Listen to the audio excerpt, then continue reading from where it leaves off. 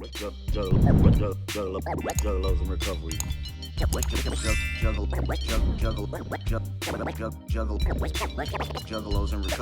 Juggalos in recovery.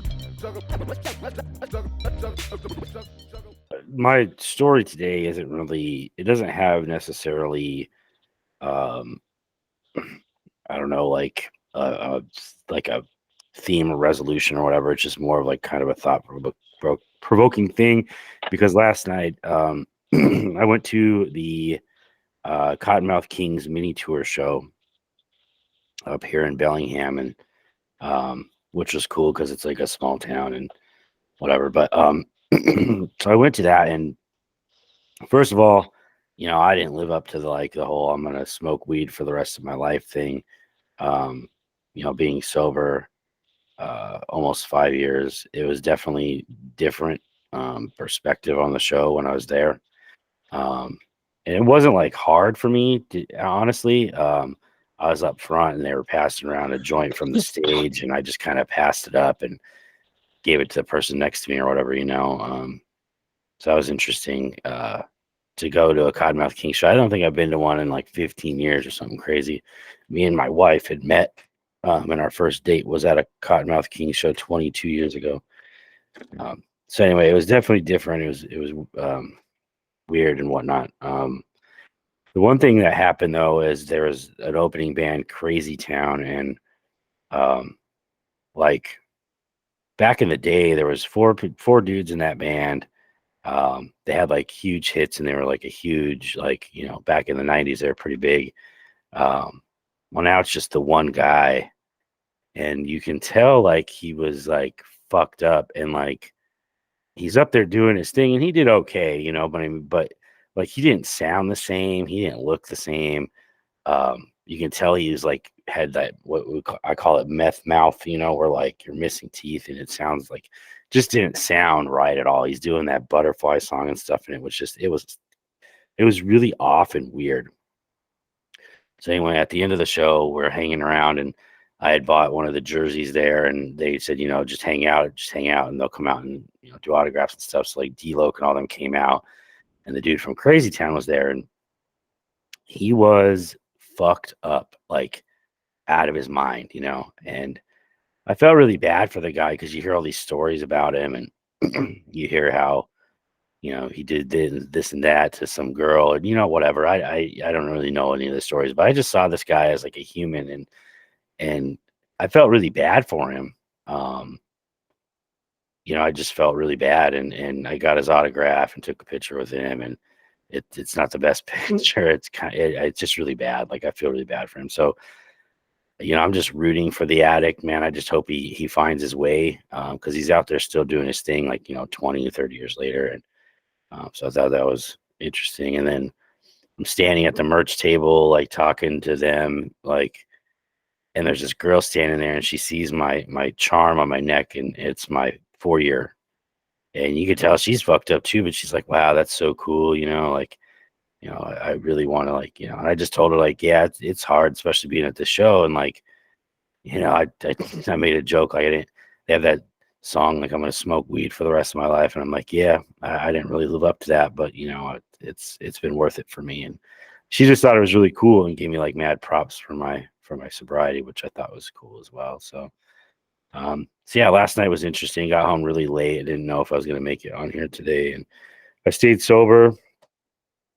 I didn't smoke, didn't drink. I was there with my wife, and we had a good time. And it's things change over the years, like dramatically. Like there's a lot different with that particular band, and with the band at the beginning, Crazy Town. And I think addiction and resentments and all of that like falls into that. Like it falls into that. That if they weren't in their addiction and they weren't having resentments and stuff, maybe the band would still be together. Maybe all the members would still be there, and you know, maybe they want to be all fucked up every single show. And I think that life is hard, to travel and do that. But yeah, I found it all pretty interesting and like kind of eye opening last night at the show. And I still had a good time and managed to stay sober. It was kind of I guess if I had a point for my story today, um, that's my point of the story, is that you can still go out there and have a good time. And not get fucked up, especially at a Cottonmouth King show. I mean, that is the thing to like, smoke weed forever. And, that's what you do is get fucked up at these shows. And, so it is possible. But so with that, if you guys have any thoughts on that, that's where we'll start today. So.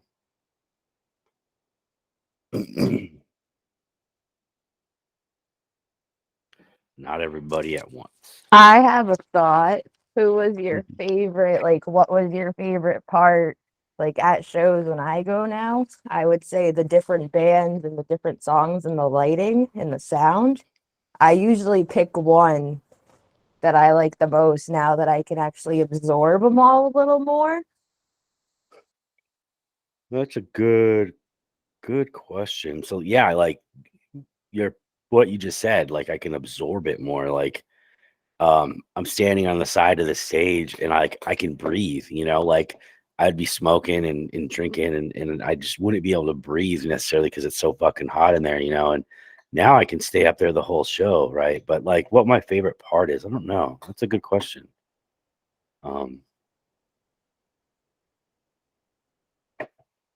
Hmm. What would you say, Scarecrow? Your while I'm thinking about it, what would be like your favorite part? I guess. Of a show, I got to be honest, I've only ever been to two concerts that were like concerts I wanted to go to. And one was a metal concert, Steve-O Don't Do This at Home tour. And the other one was The Gathering two gatherings ago. The one Steve-O opened for ICP. Oh, okay.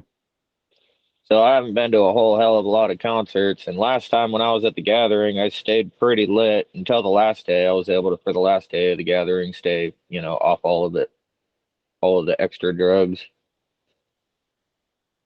So I don't know. I've never been to a concert sober, I guess. I haven't been to many concerts. I still smoke weed, so I'm not really sure what that's like to stop that entirely. But they want to put me on Klonopin and all kinds of other shit, and I just sort of smoke weed for my anxiety instead. Yeah. Uh, I was on Klonopin for years and years as well. Yeah. So yeah, I get the that. benzos scare me. Yeah. And then I was drinking heavily on top of that too. So it yeah, it fucking talk Yeah, about getting that's all fucked the up. Yeah. that's all the supermodels go out. Yep. I was on my way out the supermodel style. Yeah, I don't know, Josie. I think my favorite part of a show is, to be able to enjoy like the lighting and the scene, and be able to stand up front and like sing all the song, like the lyrics that I know,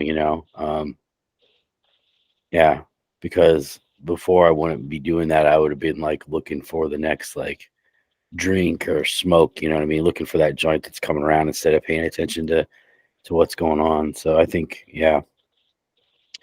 And, the whole weed thing, there's a lot of people that still smoke weed and stuff, and that's a medical thing, like, right? So if you're doing it for your anxiety and you're doing it like medically and stuff, like that's a different story. I Oh, and still, pain management, fibromyalgia. yeah, that's a completely different ball game, right?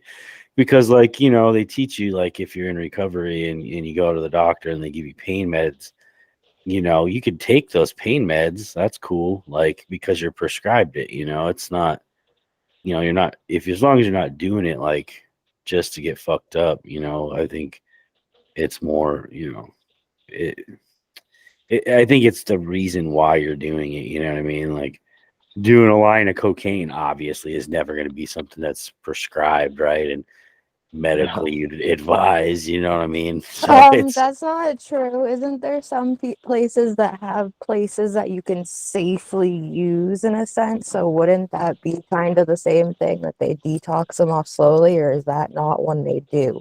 I've read articles about it. That's why I'm curious. I've never heard y- They of don't cocaine advise it. detox. Okay. no. Well, maybe that's not Well, they one of have. them. Well, I'm no expert, right? But I know they have like safe places for people to do it. So like, they're not doing it in an alleyway and shit like that. Like they can go in and get fucked up in a booth somewhere. I don't know how many of those we actually have anywhere, but yeah, that is a Me thing, I neither. I was guess. just But curious. yeah, yeah, no, it is a thing, I just I've don't know never how. heard of that. Like a Yeah, state-sanctioned shooting gallery.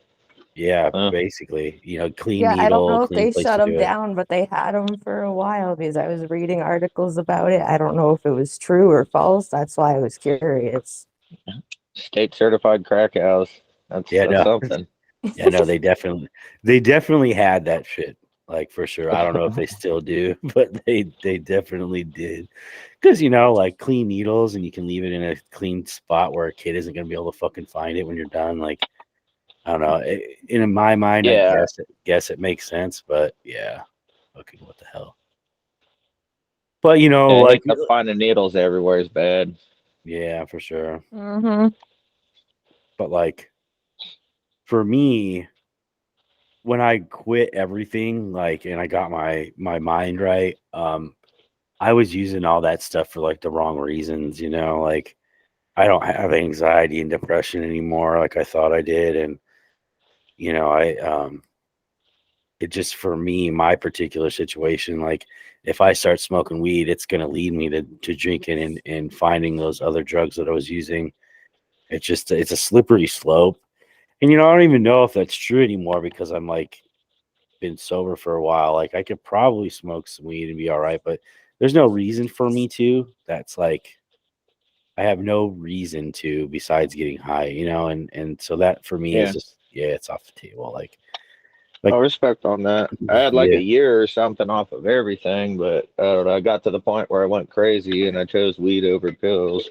No, yeah. I mean, the choice is definitely clear there, for sure. Like if my anxiety and depression came back, because I did have it, I felt it for a while, and I don't know if it was because I was using it or because of my life circumstances at the time, but it's gone, and I do have anxiety every now and again, but it's just something that I think is normal.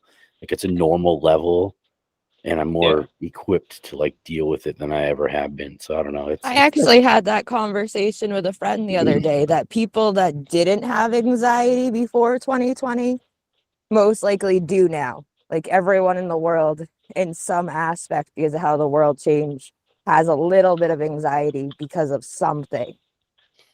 right. So yeah, that I was reading the statistic about the fucking COVID and all that shit. Like, we're gonna have like record numbers of people going into like meetings in recovery. Um, and the other thing too was like, so they didn't shut down any of the weed shops or the liquor stores during COVID.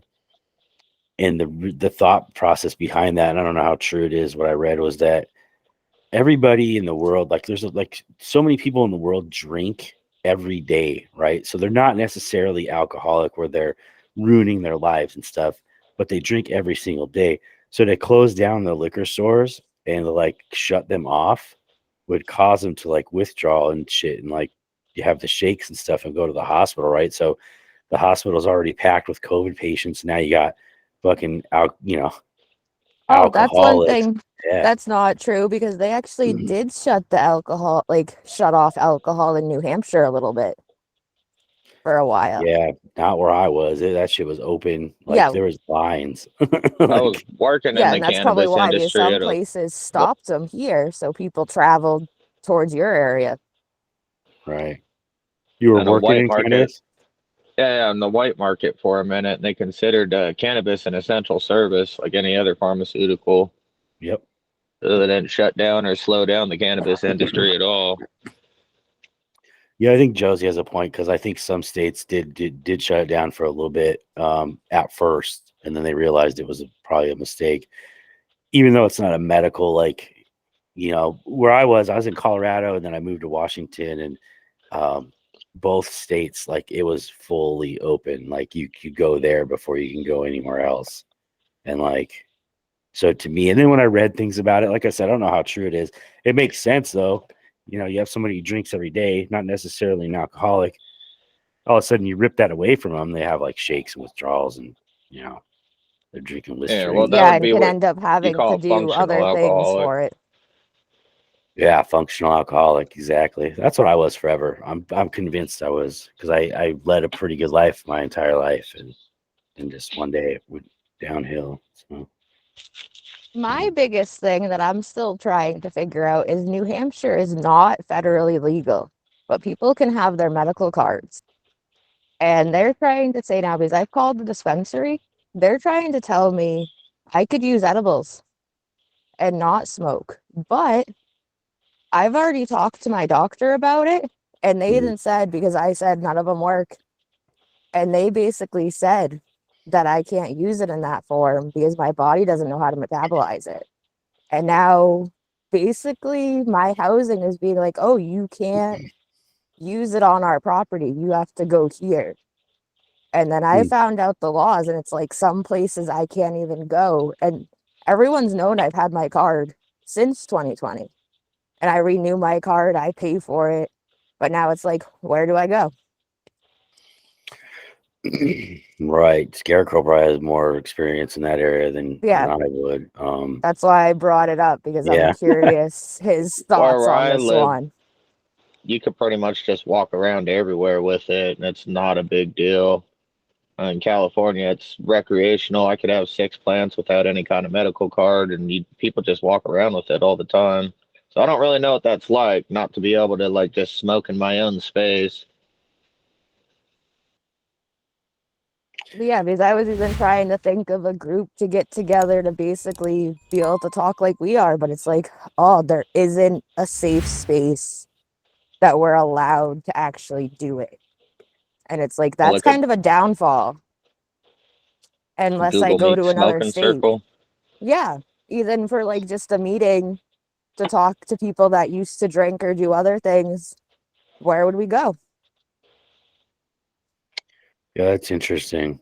So I remember I was in the weed industry when it first rolled out, right? So like you can get your medical card and have it locally, and like if you get caught, stopped by a cop, right? They could just be like use the state law and say, okay, you have your medical card and you're cool, move along. But if they wanted to be dicks, right, they can do the federal, like you're violating federal law or whatever, then fucking fuck with you. So I don't know, like, Yeah, how it I've is had mine anymore, but tested and everything else, and I've had the cops tell me you need to have your card and the tube on you, which I've done that, but it's like, okay, now where do I go with it if I need to be careful and make sure I'm in a safe spot? Like, I'm almost thinking I need to talk to them again, but right, it's like, it's so hard when they haven't answered some of my other questions that it makes me feel nervous to even ask them anymore. right, yeah, for sure. Yeah, I'd definitely get some guidance on that, or just smoke it in your house. You know what I'm saying? I'm Like, not I don't allowed to. That's the thing, know. because my housing, you're not supposed to vape or smoke inside. And like, I'm Yeah, trying to fix everything and figure out the ins and outs of it. They're like, you can be with a friend or be on private land, but it's like, okay, that's kind of sketchy if right, I just want to go outside for a minute and play in the snow or walk around. right. Yeah, it's interesting. Yeah, me and Scarecrow on the West Coast here, and it's pretty fucking liberal. Like nobody gives a shit. Um, so yeah, I got maybe. I got pulled over with over a pound in the trunk and 4 separate bags. They didn't have a scale or anything, and they took my car because I had no license, no insurance, no registration. I was trying to go visit my daughter. I got real lucky and made it all the way to the valley once, and so I tried again the next month and got pulled over. And they just gave me my weed. I wasn't even going to ask for it. I'm pulling my clothes out of the trunk. He's letting me take whatever I want. And the cop asked, "Do you want to take your weed with you?" So they just gave me back. That's how liberal it is here. Right. Just let me take all my weed out of the car and everything else. Just sort of left me stuck on the side of the road pretty much when they towed the car away. Oh, Yeah, I've had the same thing with walking before. They've let me keep my lockbox and everything else because it was locked up, but they didn't help me know any other things. Like, they brought me to locations before and everything else, or brought me home, but didn't give me any more guidance than that. huh. I don't know, but last night was an interesting experience. Like, I can't stop thinking about that dude from the crazy town. Like, I just feel really bad for him. Like, he's actually he's got some good music that he could push out, and he's on tour and he's doing fairly well for being as fucked up as he is. Like, if you can imagine somebody who got their shit together, like he would be, and I think that's like kind of just the crux of like being addicted to something poisonous that, you know, you don't see it, like he'll struggle forever. He was telling me a story about like how he recently just wrecked his car, and he just made it to the show barely because he was fucked up, and he like smashed his teeth out on the steering wheel, and that's probably why he sounds the way he does. Because he just sounded like he's just missing teeth, like someone who's done a lot of meth is just missing their teeth, right? Like, I don't know if you've experienced that, but I've ran into these people. Yeah, it's that was totally just. So he's explaining the story to me, and he's like, "Yeah, I got in a wreck, and I just got on my skateboard and rode away, and now I'm like a criminal." And it's like, I was like, "Wow, man, like as famous as you were in the '90s, like I'm surprised TMZ isn't all over that." And he goes, "Well, I've done so much horrible shit that like TMZ is probably just sick of covering me or whatever." And I was like, "Wow, that's like a whole new level, like of like they don't even want to like cover you anymore because you're fucked up so much." And I don't know, man, it was an interesting conversation, and I just, like I felt bad about him, and like you want to like people want to talk shit, like I was listening to people in the crowd just like kind of talking shit on him, and it was like he's a fucking human too. Like, I don't know, I just felt really bad. Like I don't have any like conclusion to that story. It's just something I've been thinking about a lot since last night, and the conversations I had with him, like he was just fucked up, like drinking and stuff. I don't think he was on much of anything else, but I don't know. And yeah, it was interesting. I know something to go along with that interestingness. Yeah. Technically, a homie that is a rapper actually posted yesterday, I think it was, that he is a month sober from no alcohol, and he actually just got arrested, got in trouble, and has been getting his shit together. And you would think by his music that he was on something, like he was drinking hard and everything else, but he definitely has got his shit together, but had a lot of hate from it. I would say his stories that I've got to listen to, or when we have conversations, it's very interesting to hear his experience, because it's like, Yeah. I never knew some of the things that artists have to go through in a sense alone, when everyone actually hates them because they're messing up. Right.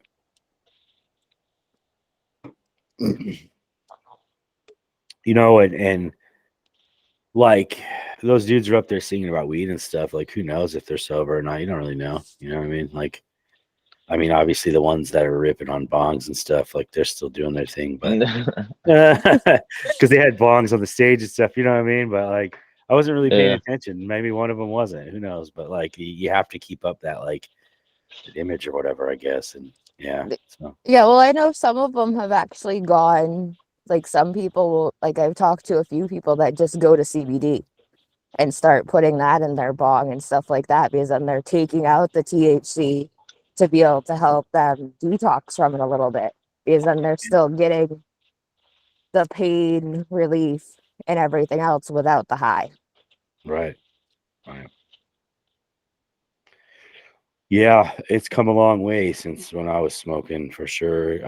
I was in the beginning, I was in the cannabis industry when it first got legalized and stuff, and even then it was changing, and like now there's so many different options that you can do, especially for pain management. Like my brother gets migraines and stuff, and he would probably benefit from that. But the shitty thing is like he's on probation, and yeah, it would take like a circus like hoops to jump through to get him to like approve any of that, and but hey, you're right, there's different kinds of CBDs and forms that you can do, that are whatever works for you. And like, so I was arguing in my AA meeting the other day, and I'll kind of close with this before I stop the recording and stuff, but like I was arguing with these old timers that were in there. Like, not really arguing, but just like kind of going back and forth. And they were like, with you have to come to the meetings and you have to work with other alcoholics and you have to do this and that. And like they just had these like you have to's, to stay sober. And like I get most of that. My argument is that people, you know, if they're the key to it for me is that you make a lifestyle that is around your sobriety, right? So like you're helping others, you create a lifestyle that supports it. If you don't have a lifestyle around sobriety, you're probably going to use again. And if you're using weed over, your drug of choice, which would be meth or whatever it was, like you're already that much better.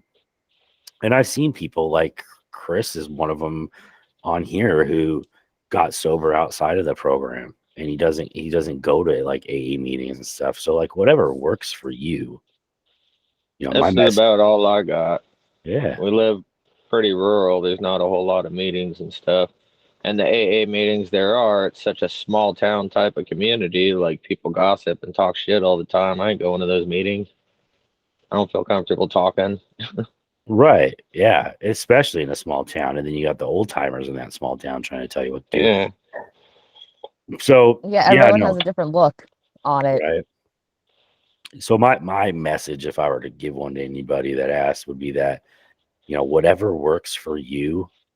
Like for me, I had to go, like when I first started, because that's all I thought about was getting fucked up. So when I first started getting sober, I had to go to a meeting every day.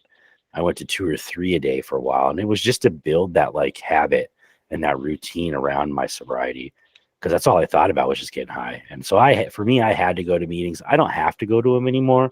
I go to one a week on Saturdays, and it's my meeting. I go there, then I go to the gym right after. It's right down the street from my house. Like, but the guys that were in there, I was arguing with, like, I'm doing what I got to do. And if, like you say, I have to work with other alcoholics to stay sober, that's not really true for me because it's been 5 years.